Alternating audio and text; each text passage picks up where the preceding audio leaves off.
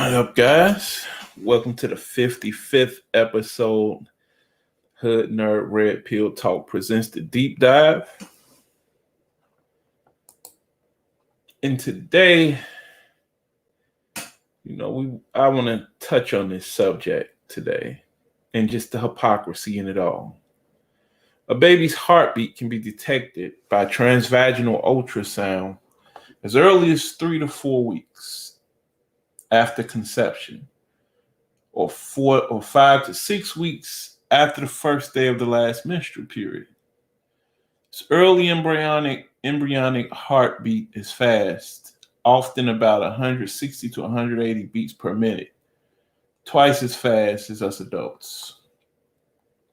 Okay. Now, this story to St. Paul, Minnesota. 18-year-old St. Paul man. This is 2013, July 18, 2013. 18-year-old St. Paul man is facing charges of attempted murder and battery as he's accused of punching his pregnant girlfriend at a Wisconsin hotel with the intent of causing a miscarriage. Jesse Jordan Holtzkamp was charged with one count of attempted first-degree and intentional homicide of an unborn child, aggravated battery of an unborn child, and misdemeanor battery in connection with the July 10th incident. According to the charges, Prescott, Wisconsin police were called at about 8:10 to the River Heights Motel on a report of a woman possibly having a miscarriage. When authorities arrived, the woman was laying in a fetal position and a lot of pain in her stomach. A man intervened, telling police he was Holtzkamp, and they told him to leave the room. Female victim told police she was about 13 weeks pregnant and that Holtzkamp, the father of the unborn child, punched her several times. An officer at the scene arrested him before he could flee the scene, according to the complaint. The female victim wouldn't tell police, however, if he punched her with the closed fist. She also would not sign a document that would let police talk to her doctors about the extent of her injuries, the complaint states.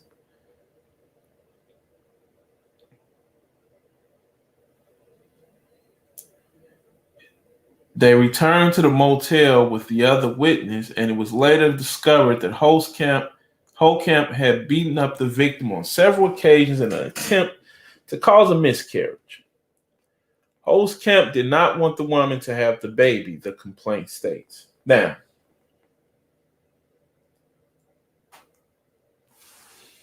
terrible that the man would try and murder the baby. But what I do want you guys to understand is this. He was charged with intentional homicide of an unborn child, aggravated battery of an unborn child, and misdemeanor battery. So now we get to this other story about one of our beautiful, Black queens. A story that, nobody has touched on just yet.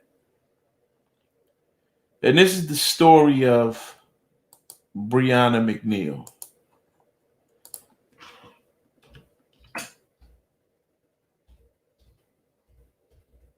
Now,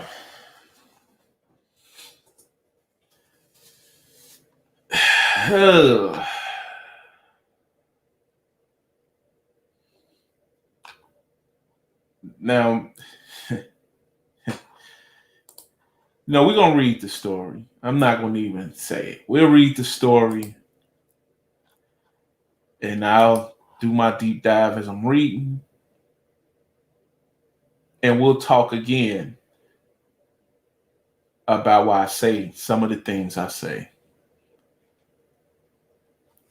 After qualifying at the U.S. Olympic trials last month, Breonna McNeil should be defending her 100-meter hurdles championship in Tokyo later this month. But due to a brazen lack of compassion on behalf of governing bodies for the Olympic Games, she won't get the chance. A brazen lack of compassion. On Friday, the Court of Arbitration for Sport denied the 29-year-old gold medalist's appeal of a 5-year ban for violating anti-doping policies. The ban, which was placed upon McNeil last month, initially stemmed from her missing a doping test in January 2020. McNeil explained to the New York Times. Oh, she did an article for them, huh? Okay. She explained to the New York Times that she missed the test because she was recovering from a recent abortion. It's interesting. She's not in jail getting sympathy.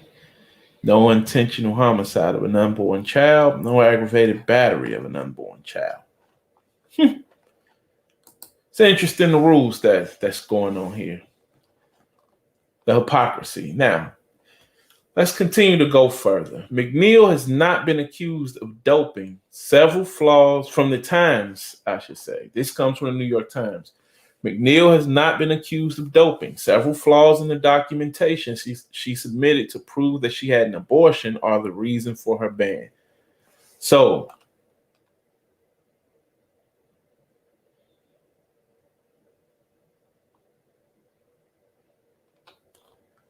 she's stating that this came from doping. They're saying it didn't.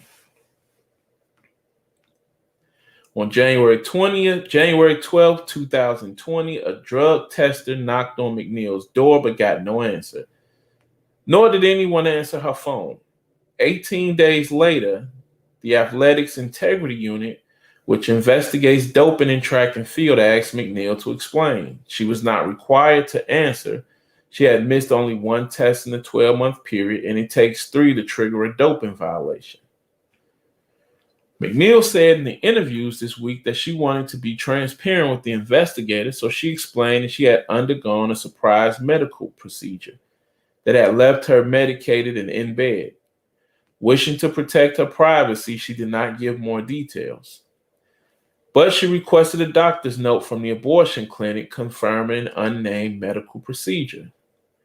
When the note came about a month after the abortion, McNeil said she mistakenly thought the clinic got the date of the procedure wrong, so she changed the date from January 10, 2020, 2 days before her missed drug test, to January 11. The Athletics Integrity Unit, so she just went and changed doctor's notes. So you're a murderer and a liar. But we'll keep it going. The Athletics Integrity Unit noticed the change and asked for further documentation. McNeil submitted 2 more notes from the same doctor, changing the date on both of them. Investigators saw that and asked for her medical records from the clinic. She submitted 2 more notes from the same doctor, changing the date on both of them. Again, a murder and a liar. A murderer and a liar.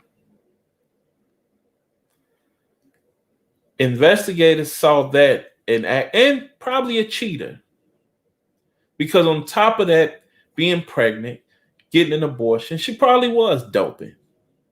Which is why she was doing all of this. McNeil sent the documents to prove she wasn't lying about the procedure. Investigators then saw that the date of the procedure was in fact January 10th and that she had terminated a pregnancy.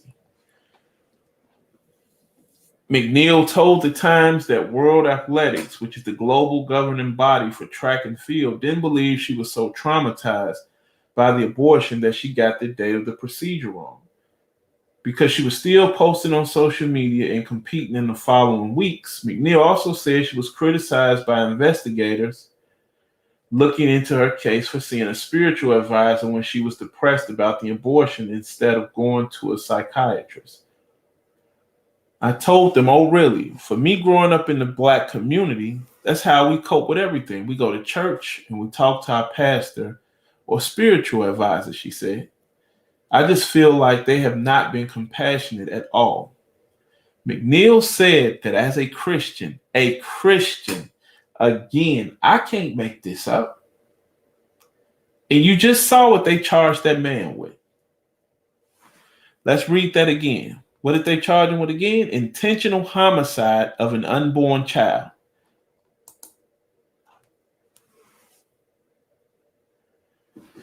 McNeil said that as a Christian, she felt guilt about the abortion which she underwent so she could compete in the 2020 games. So see, it's fine when a woman kills the child. And again, the Olympics meant more than that child. Winning the gold meant more than that child. Why wouldn't you be using protection? But I'm not going to go on my rant just yet. She said she was even more crushed when the games were postponed until 2021 because the delay meant she could have had the baby after all.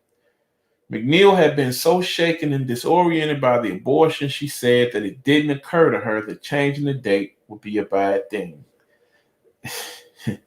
Changing the date? You lied 3 times. You went and got 2 more doctor's notes and changed the dates on both of those too. To change the date, obviously you knew already that it was a bad thing. Otherwise, you wouldn't have needed to change the date. You would have just left the dates as is, and they would have came to you and said whatever they was going to say, and then you could have went and clarified whatever it was. Because the 5-year ban was upheld, McNeil can't compete in either the Tokyo Olympics or the Paris Olympics in 2024. All of her competitive results from February 13, 2020 to August 14, 2020 will be disqualified as she must return any medals, titles, points, prize money, and prizes she earned during that time period. The decision comes after a string of setbacks that Black women who were anticipating their participation in the Tokyo Games have faced in the weeks before the opening ceremonies. Sha'Carri Richardson can't run in the 100-meter race because she recently tested positive for marijuana, which she took responsibility for and acknowledged that her mother's recent death and pressure to meet expectations played a role in her decision to use marijuana. Now, see, right there again, it's just excuse making. Plenty of different ways to cope with your mother's death besides marijuana. And if we're going to be honest, I always tell people when they ask me, why didn't you get high growing up? I would always tell them this one thing. Okay, I get high. Whatever I'm getting high from will still be there when my high goes away. So why not just deal with whatever the issue is? Why not at that point go sit in the corner, go sit with your thoughts, go feel. See, a lot of human beings are afraid to feel that feeling. And we all know what that feeling is. It's that feeling of fear, anxiousness. You're scared. You don't know, and it's something you can't really control. And that fear comes from the unknown of the future. You've built the following moments up to a point, and the magnitude has gone so high that now we're at a place where I've made tomorrow's meet seem like it's life or death. And it's not. It's going to be a win and a loser. Same things it always is in everyday life, a win and a loser. But we tend to use marijuana now as a crutch. But I also want you to notice, they said she acknowledged that her mother's recent death and the pressure to meet expectations played a role. And see, that's what people don't want to talk about. That's what they don't want to talk about with Simone Biles. That's what they don't want to talk about, period, with a lot of this crap now that you have a lot of these liberals pushing is, when the moment get too big, it's okay to just say I got mental health issues and tap out. It's not okay to quit. It's never okay to tap out. Suicide is a terrible thing, but hear me when I say this. That is a weak and a cowardly act. It just is. To check out like that is a cowardly act. You stick and you fight until you can't fight no more. And that just is what it is. There'll come a day when your heart will stop pumping and it'll stop beating. And at that point, then the fight is over. But what you don't do is you don't end the game prematurely because things aren't going your way.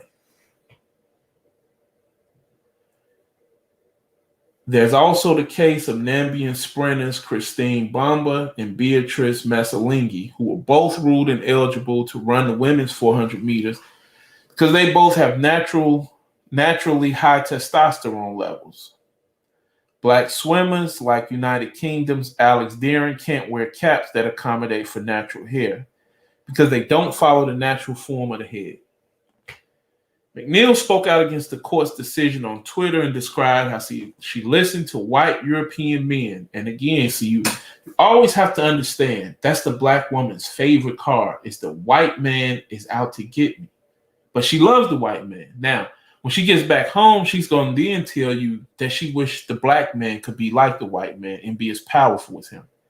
But when she needs to vent or get away, she's going to tell you it's the white man holding her down. It's a God-devil-like dynamic they have where they hold him up. They hold this white man up as God, and then he's also the devil. He gives me my food stamps, pays my bills, approves my loans, gives me an extra line of credit, does all these things. But he's also in charge of the police department and drugs and guns and all of this. So he's God on one hand, he's devil on the other hand. McNeil spoke out against the court's decision on Twitter and described how she listened to white European men tell me how my experience doesn't match with their perspective. And then instead of being met with some sort of compassion and understanding, I was being interrogated and stigmatized.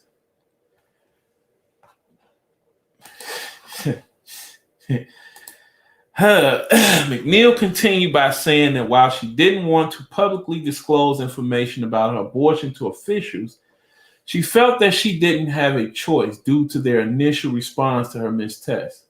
She said that after they learned about her abortion, they forced her to relive this hellish experience instead of simply penalizing her for the test and moving on. As a clean athlete, I do not feel protected by the system, but I guess that my feelings are irrelevant because the system just took away my career. No, you did that. We're not going to pass the buck. You missed that test. You had that abortion so that you could run. You killed an unborn child so that you could run. So since running was that important to you, then you should have made sure you were there for every test after that, if this was that important to you. But I tell you what that unborn child was to you. It was a burden and a bother. So you murdered it. You didn't abort it. You murdered that baby. You took the life, you took the breaths away from that baby, and you're able to escape scot-free. Go home, take your medicine, do whatever. Like I said, man doesn't want a child. He decides to take it in his own hands. He's not going to jail for it. While a woman can say, you know what? I don't want to have your baby. I'm going to murder it. I'm going to go lay down now and take my medicine, kick my feet up, and then I'm going to go to sleep. And I'll be back to work in a couple of days. I am grateful for everybody who has shown me support and compassion, but I will never recover from this heartbreak. Olympic officials need to do better, and McNeil should be in Tokyo this year. Now, what heartbreak is she talking about?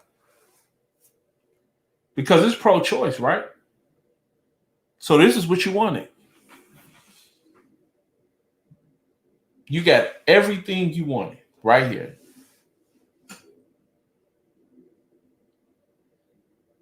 You murdered a child so you could go participate in the Olympics. So it shouldn't be heartbreaking for you. Now, you didn't handle your business as an individual and follow through all the steps you needed to follow through. So, of course,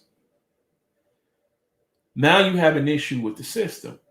But again, now it's white men's fault that this is happening to you. But see, what I want to get into is why is it that the rules are so different? We always keep screaming about equality. Everybody keeps screaming equality, pro-choice, pro-choice, pro-choice.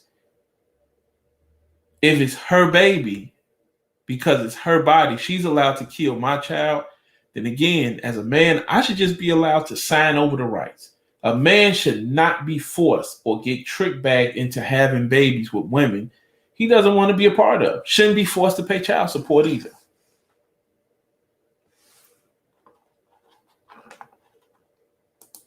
And see, we're going to go into, I wasn't going to go into this.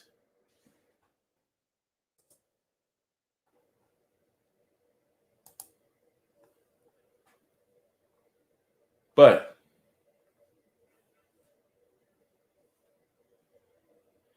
you can never build a kingdom. PJ Washington, basketball player for the Hornets.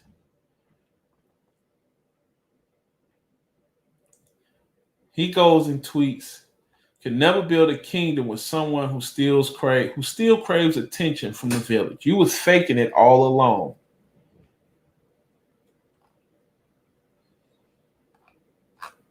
What does she say?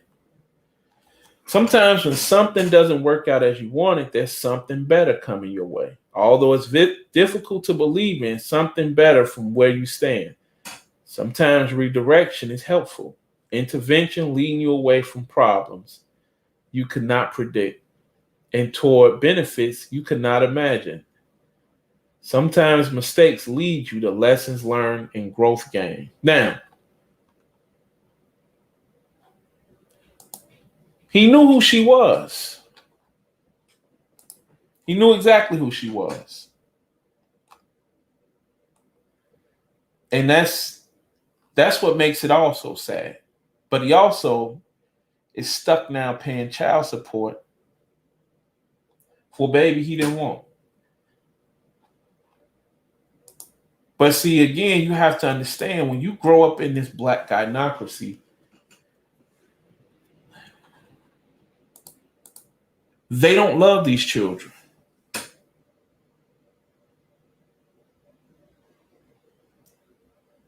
These children are either a hindrance or a come up. They're a means to an end.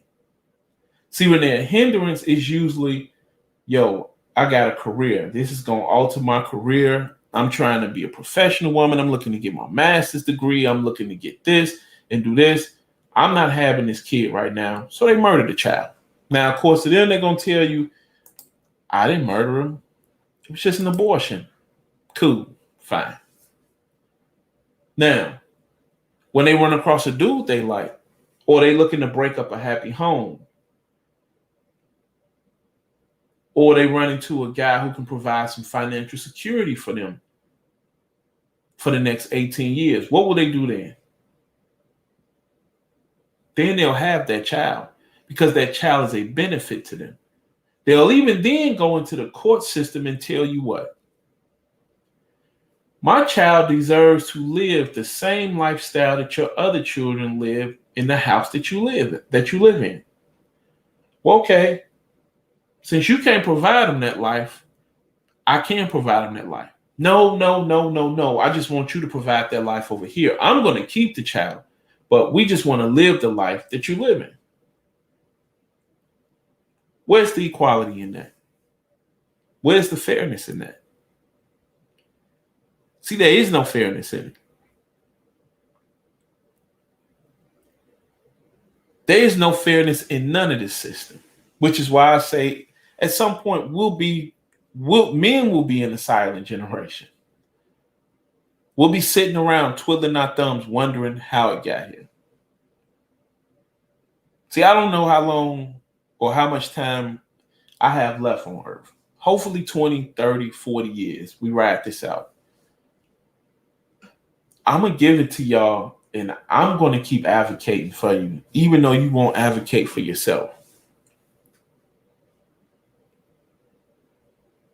See, the problem with a lot of this stuff is you're going to have to now take a stance politically and say, I can no longer vote with my woman. And I keep telling you guys this.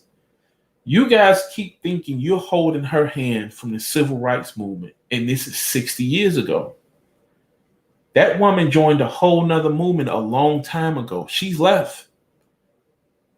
She's progressed already. She's benefiting from everything that the feminist movement and the LGBTQ community that they have to offer. All of the movements they've been a part of, all of the bills they've gotten passed. She's benefiting from that. While your ass ain't benefiting from nothing. You sitting around still downtrodden talking about the man got his foot on your neck. It ain't the man who got his foot on your neck. It's the woman who raised you. And again, I keep having to tell you, you're upset with the black woman sitting across from you. She ain't the issue. See, the black woman sitting across from you got the same mother you have. So then you have to ask yourself the age-old question. Is it nature versus nurture? Well, we know it's not nature because none of the other cultures behave this way. So then what is it? You was nurtured to behave this way. And now we take a look back at, again, how these laws benefit them and don't benefit you. See, they've been fighting for all of these things already. While we haven't begun to take a step in any direction. So see, I don't even really get upset. It's BS to me. And I don't even mind it being pro-choice. Because I'll call a woman who's had an abortion a murderer in a heartbeat. Like, I'm just not, you're not going to tell me you had an abortion. You murdered a child, an unborn child. You decided to play God. And that's cool. I ain't here to judge you. I'm going to just call it for what it is. It's the same as, like I said, I don't play around with mince words. Growing up, my mother wouldn't allow me to say lie, or my grandmother. No, say you fibbing, tell a story. When it came to using words, talking about your genitalia, say your Peter, stuff like that. No, it's not what I teach my children. Somebody's lying, they lying. That's what it is. We don't call abortion that. It's murder. That's what it is. It's murder. See, my biggest issue with a lot of this stuff is we have a lot of women who continue to tell me they identify as Christian or Muslim or black or all of these things. But the one thing when you ask a lot of these women, you pro-choice? Yeah, women should be able to do that. Then you pro-woman first. That's what you identify as first, woman. And again, I don't even have an issue with that. But the one thing I always say is don't insult my intelligence. Don't BS me. See, I'll fight to the death telling you every woman is a feminist. They won't admit it, but they don't have to admit it to me. I see it in your actions. I see it in what you champion already. I see it in the organizations you belong to, you donate to, who those organizations donate to and back. So you don't have to tell me. You can tell me anything. People say all type of BS all times of the day. Your actions will always show me who you are and what you belong to. So you can't tell me you 10 toes down and you only got 9 toes. Then you're a liar. You 10 toes down, you got to have 10 toes to be 10 toes down. So you can't tell me I'm not a part of this or I'm not a part of that. But you're donating to that. Or you donate to organizations who back that, then that's what you're a part of. And I got no problem with it. Like I tell people, I don't have a problem with people having their own mindset in a lot of things and going their own direction. Just don't insult my intelligence. Because when you insult my intelligence and just don't lie to me, like Michael said on The Godfather, When he asked Tom, he said, not Tom. When asked, what was his sister's husband name? Carlo. I think his name was Carlo. And he said, who approached you, Bonzini or Titalia? And he already knew. But he told him, just don't lie to me. It insults my intelligence and it makes me very angry. See, a lot of this stuff that's going on out here, it is what it is already. And a lot of people try and mask what they believe in and what they behind by, no, I'm not with that, or I'm not with this, or I'm not with that. Hey, man, you pro-choice, and I got to question how strong of a Christian base you have. You can't tell me you pro-choice and pro-murder. That's an oxymoron. Now you'll have people say, well, it's not murder, but then you have to ask them, so when is that child actually, when does that being inside of you actually, when is it actually considered a human being? Because if it ain't considered a human being, then that man should have never been charged with murder. If we go by 30 weeks as the time, I think, when you can't get an abortion anymore, then that man shouldn't have been charged with homicide, because that ain't really a child in that stomach at that point.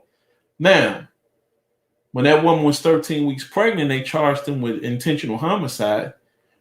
What the law is acknowledging is that is a person in that stomach. And that what they're really acknowledging is it is murder when a woman goes in and has an abortion. But the laws just don't dictate that. And that's fine. That's fine. We're living in a world now.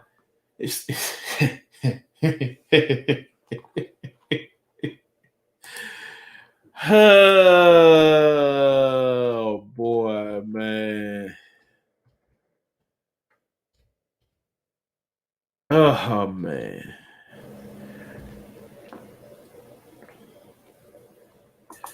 Now,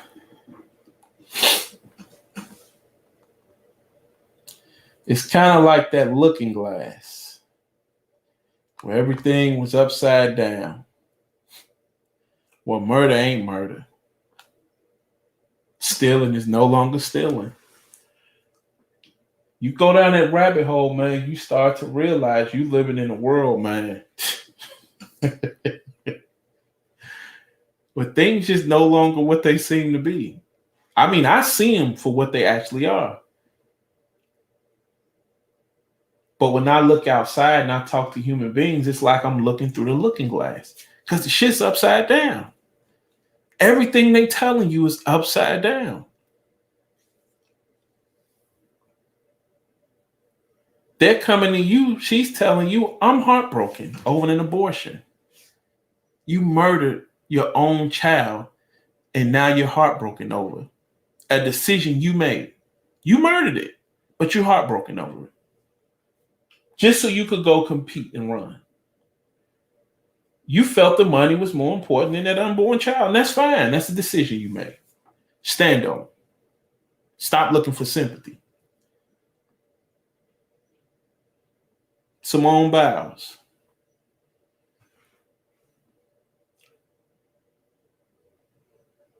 You quit. You folded. You didn't stick the landing. So you decide to tap out and leave your teammates stranded. Stand on that. Stop looking for excuses.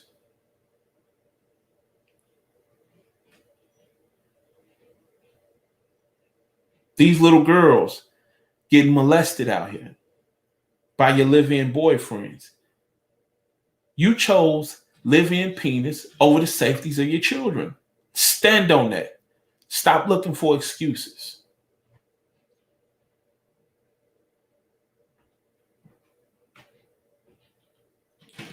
You chose to sleep with a man who was well off financially, who was in another relationship and wouldn't be there to father your children, because you wanted money and you still wanted to hang out. Stand on that. Stop looking for excuses. You chose to join the feminist movement and participate in the Welfare Act and kick black fathers out of the home. Stand on that. Don't look for any more excuses. You chose to sleep with thugs and have thug children, thug boys, and thugette daughters. Stand on that. Stop looking for excuses. You told us that you don't need a man around to turn a real boy into a man. Stand on that. Stop looking for excuses. You told us I can rear my daughters into women and have them pattern and model themselves after me.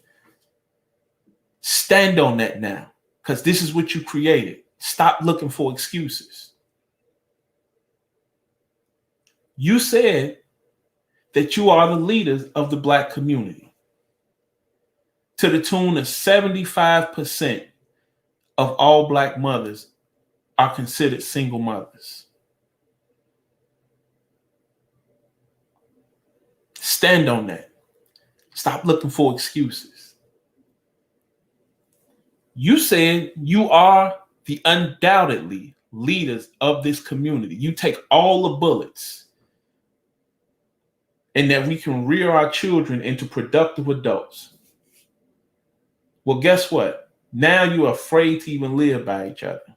And your children are out here murdering little babies, raping little girls, not being parents, fathers to their unborn children, trying to murder their unborn children, murdering their unborn children. Stand on that. Stop looking for excuses. You didn't need men in that household. All you need, I've seen the Father's Days where it said Happy Father's Day to the government. Thanks for the food stamps and the link. And the cash back on the cash cards. Stand on that. Stop looking for excuses. And since you wanted to be the head of all of this, then accept all the carnage and the garbage you've produced. Stand on that. Don't look for no more excuses. It's your boy, the Hood Nerd. I'm out.